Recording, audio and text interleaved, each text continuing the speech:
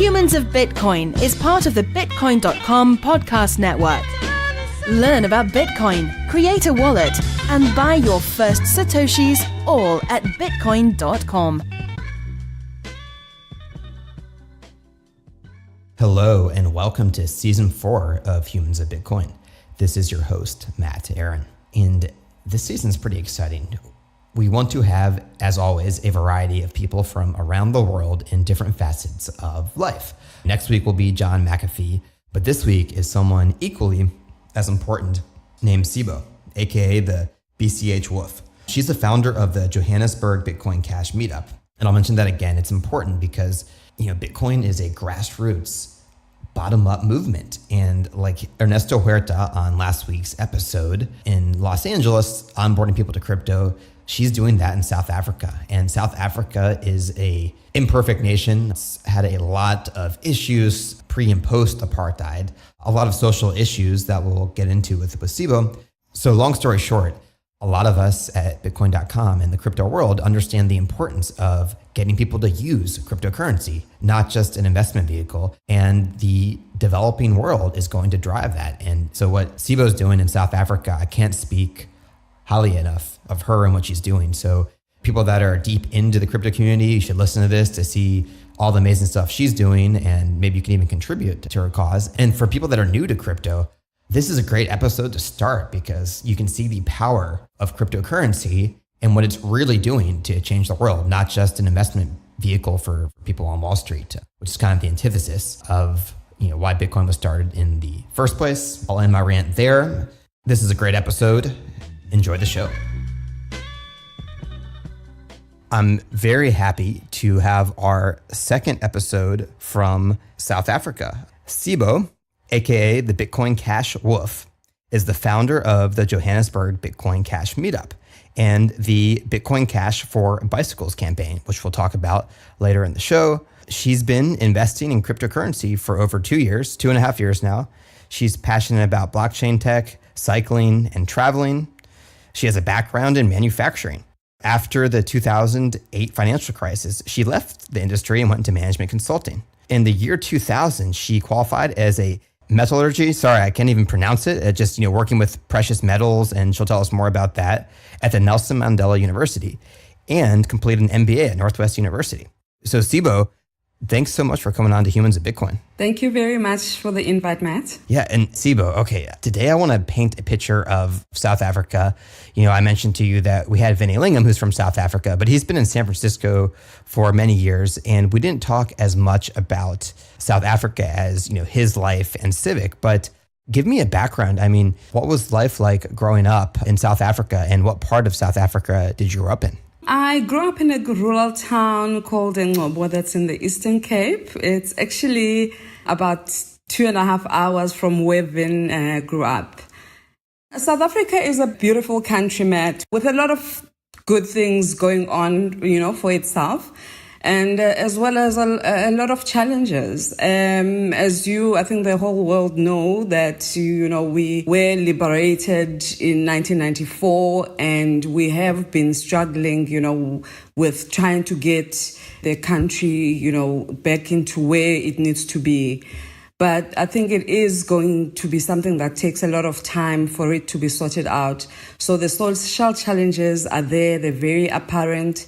And, I think about a week or so ago, it was announced that we are in recession and everyone was, a bit shocked by that. But I do think that is a good thing for Bitcoin because, now I am seeing more and more people that are wanting to find out more about Bitcoin. And because it is in times of those crisis times that you will see a lot of people, try to find out about how money really works.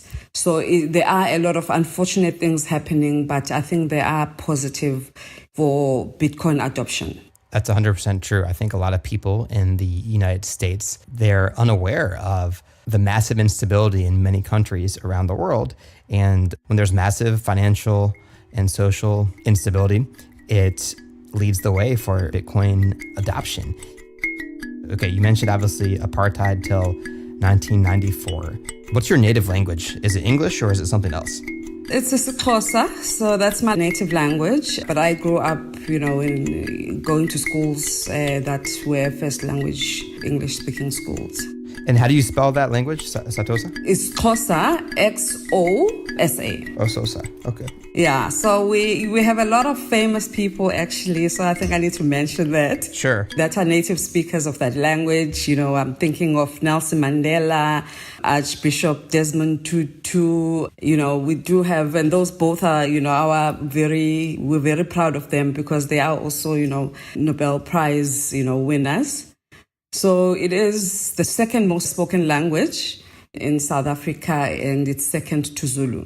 Gotcha. Now, I guess Nelson Mandela, he passed away like 5 years ago. What do you think Nelson Mandela would say about Bitcoin?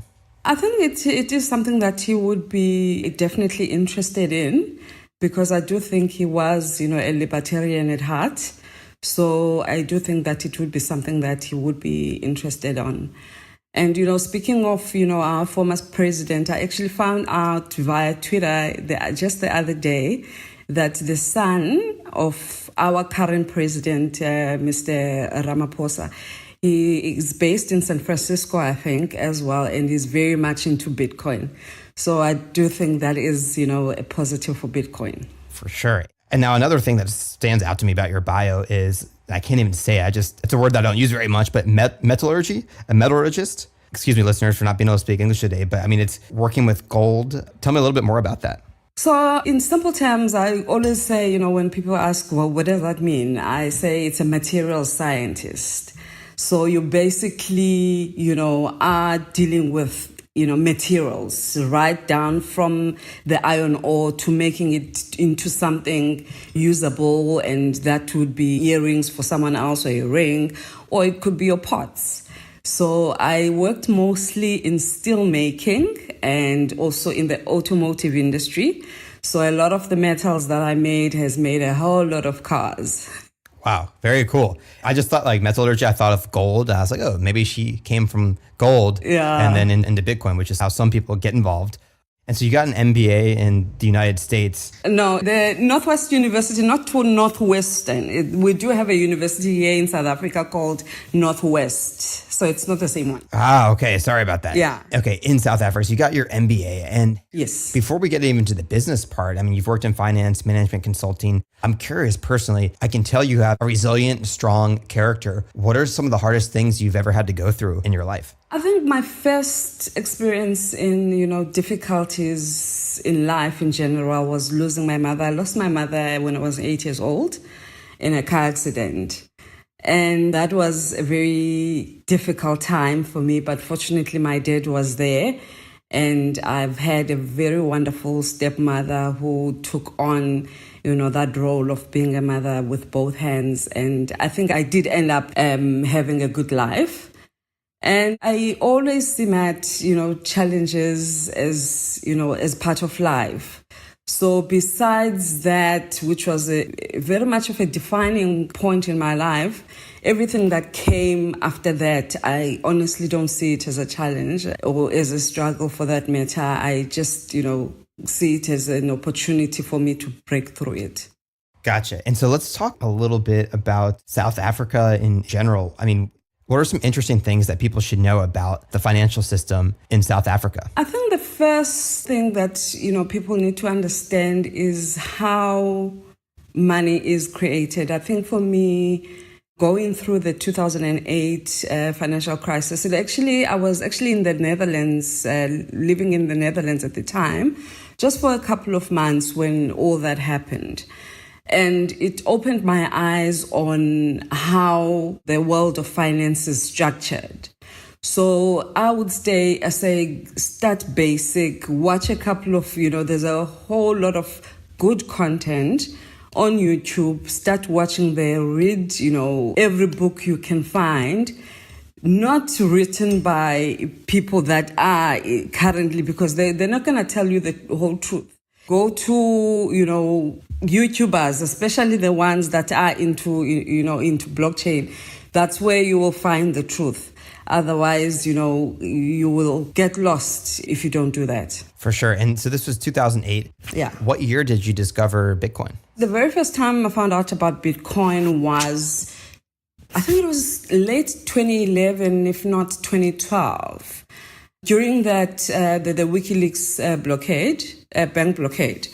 And I wanted to make a donation. And then, I found out there was an article I read that said, people can make donations using Bitcoin. And I wanted to find out what this Bitcoin was. And I did a bit of research, and I couldn't find anywhere where I could buy this Bitcoin.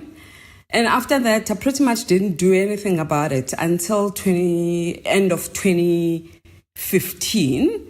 When a friend of mine was speaking about it, and we eventually met later that year, and he showed me how to purchase some Bitcoins, but I didn't purchase until 3 months later, in March, I think it was, of 2016, where I was on local Bitcoins. I made a few purchases on local Bitcoins.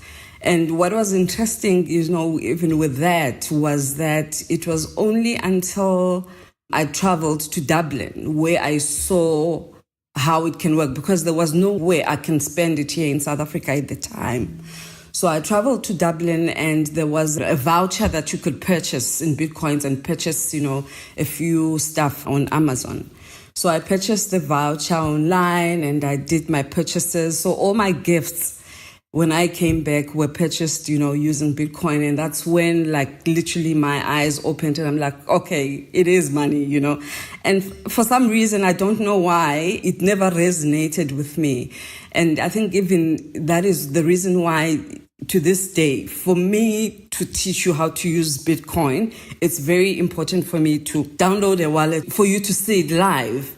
And it makes more sense to me when it's done that way. Otherwise, if I'm going to sit with you and explain, it's not going to make sense. So that's amazing. And I love that tweet from Julian Assange about WikiLeaks when they were forced to use Bitcoin and were shut off from fiat. So let me just read it here. Quote, "My deepest thanks to the US government, Senator McCain and Senator Lieberman for pushing Visa, MasterCard, PayPal, Amex, moneybookers, etc. into erecting an illegal banking blockade against WikiLeaks starting in 2010. It caused us to invest in Bitcoin with a greater than 50,000% return." So trying to stifle WikiLeaks, they ended up giving them the best investment and making WikiLeaks, thousands of times stronger in terms of their resources. So Sibo, my question for you is, why did you want to donate to WikiLeaks? The main reason was that I had been, following the news at the time, and I just thought it was very wrong for them to want to silence them, because we want to, as the citizens of this world, we want to hear what they have to say. If the government doesn't like it, they shouldn't like it, but they shouldn't try to block them financially so that, they won't be able to go on with their operations. So I just thought from a principle level, it was totally wrong for them to try and do that. So that was my reason. You've heard the buzzword blockchain, but what impact will it really have on the world? Listen to the Blockchain 2025 podcast to find out more. In each episode, we take a hard look at one industry, like gambling, art, international trade, or wine, and we debate how it could be impacted by the blockchain. Subscribe on iTunes, Spotify, or wherever you get your podcasts. Part of the Bitcoin.com podcast network.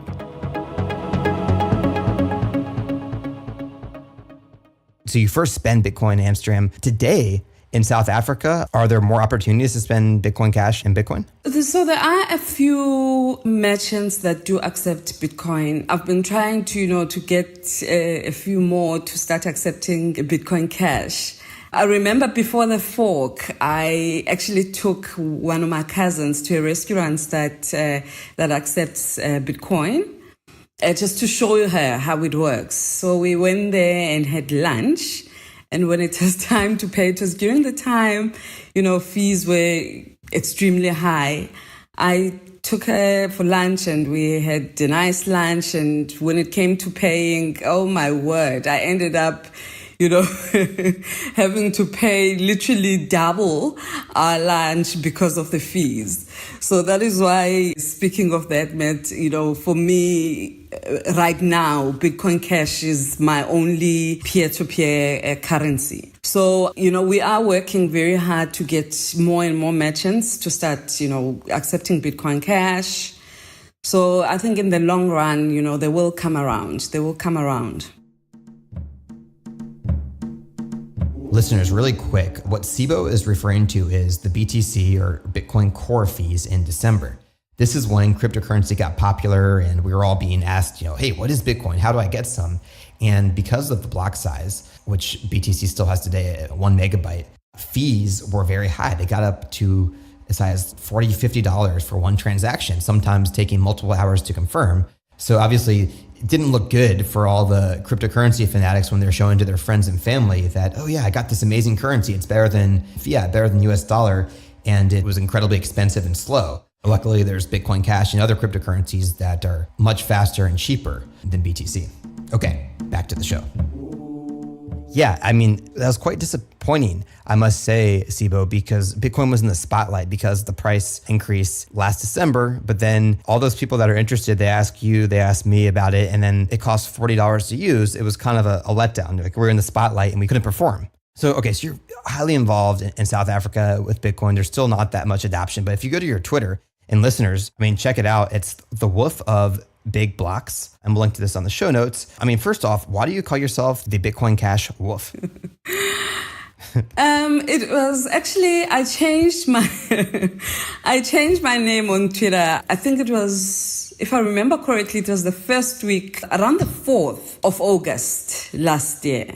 And I called myself a wolf because at that moment I was highly convicted that this is the peer-to-peer digital cash that I want to use. And I had read a book by the Wolf of Wall Street. So I thought, okay, sounds like a nice sounding name. I'll call myself a wolf of big blocks. So instead of the Wolf of Wall Street, you're the Wolf of Bitcoin Cash. Yeah. Cool. Well, I will say though, the Wolf of Wall Street has a negative connotation, but you're kind of positive. You're helping people literally use Bitcoin Cash in South Africa. A tweet from 2 weeks ago, you're helping Israel Masalo of BCH for bicycles, right? And he has a business where he installs insect screens. So tell me a little bit about Israel and BCH for bicycles. So I started this campaign, I think it was March of this year. And I had received a donation of 0.2 Bitcoin Cash.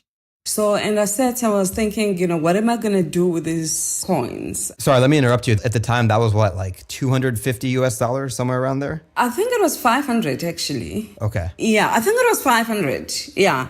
So I started, then I'm like, okay, I'm not going to withdraw these coins, but I would like to use this to start something positive that's going to help spread out, the good news about Bitcoin Cash. There's one thing I'm passionate about, it is Bitcoin Cash. And the next thing I'm passionate about is cycling. So it was the only thing that makes sense to me is to try and help people that need, bicycles to go to work. So if you need a bicycle, to just go cycling and go on a nice cycling trail, you're not going to be the person that I'm going to donate to. So it has to be people that need it to make a living. So Israel is our third beneficiary. I think the first gentleman was Nhlanhla. I met him in March, and he's also a gardener. I met the second gentleman who's also a gardener. So I do place an ad. There's a website or a Facebook page called I Know a Guy.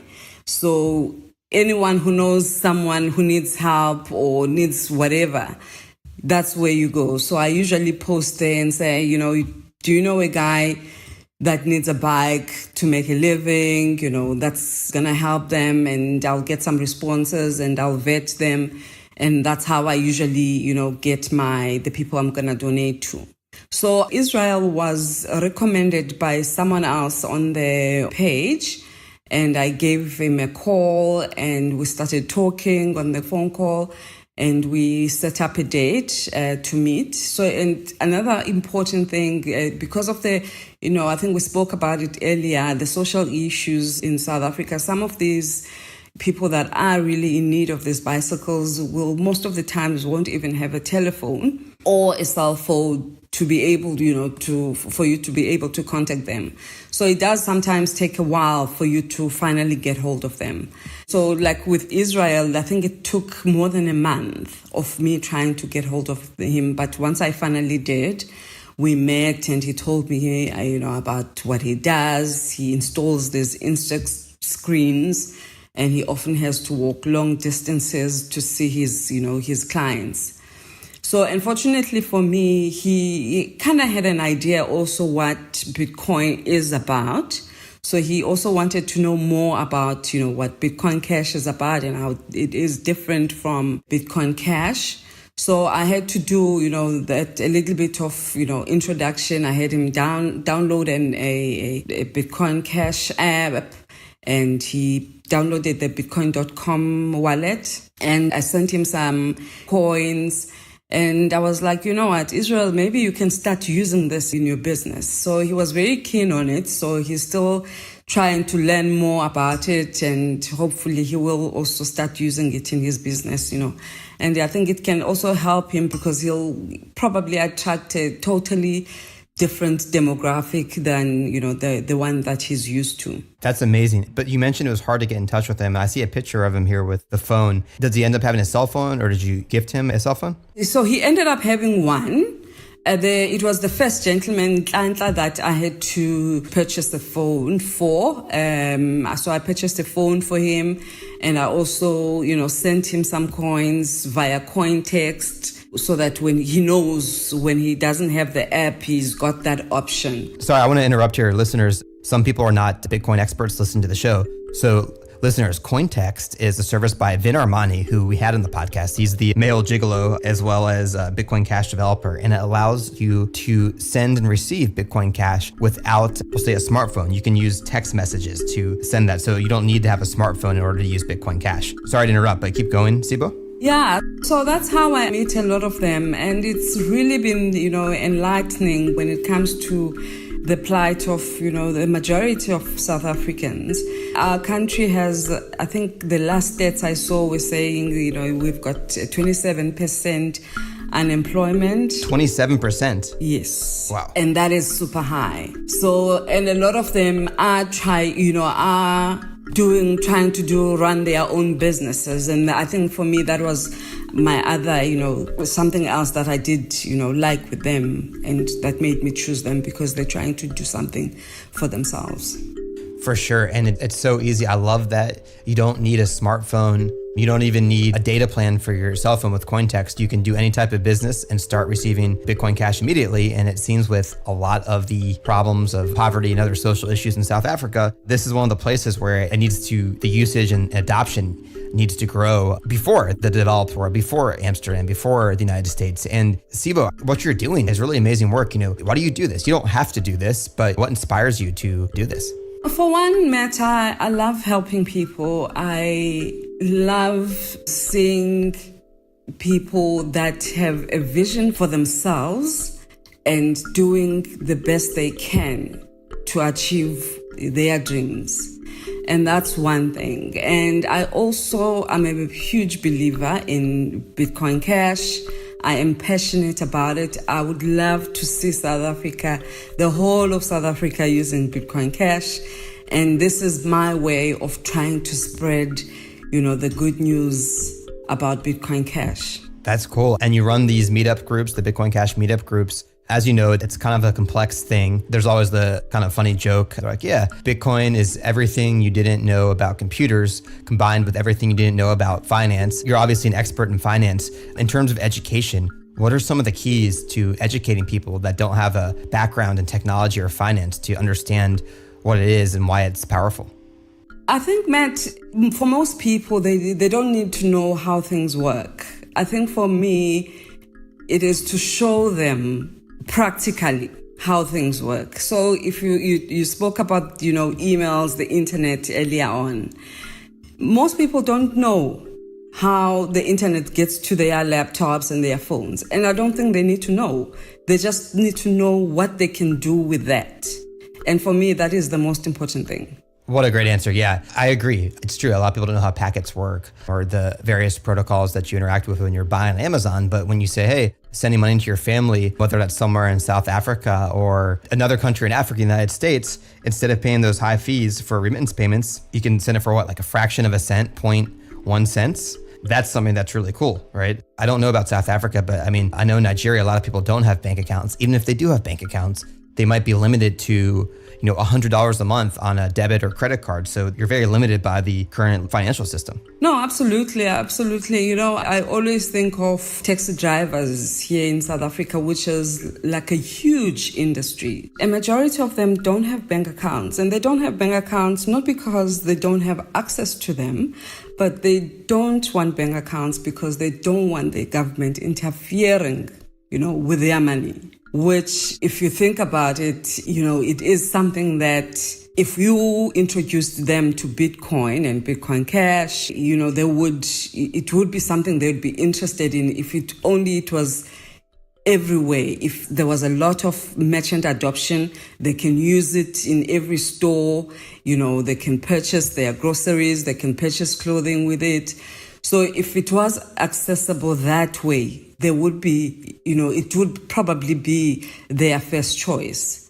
So that is very important. That's interesting. And when you mentioned that they don't trust the banks and the government, does South Africa have a history of any types of abuse of power when it comes to people holding their money in banks? Oh, absolutely, yes. We've had many people who've had their bank accounts, frozen for no reason. And the charges are just, exorbitant. These days, I don't even think you can withdraw. Back in the day, you were able to withdraw like 20 Rand, which is maybe, I think about, $1, I think. And today, you can't withdraw that. What do you mean? It's not enough money to withdraw? Yes, it's too little to withdraw. So you're not going to be able to withdraw it. So it just sits in your bank. And if you look at the charges as well, and it is something also that I speak to in my meetups and say, when you get home, sit and look at all the transaction fees in your bank account. You'll be shocked. So it is something that, that I think if we had more merchant adoption, South Africans would start using. Wow.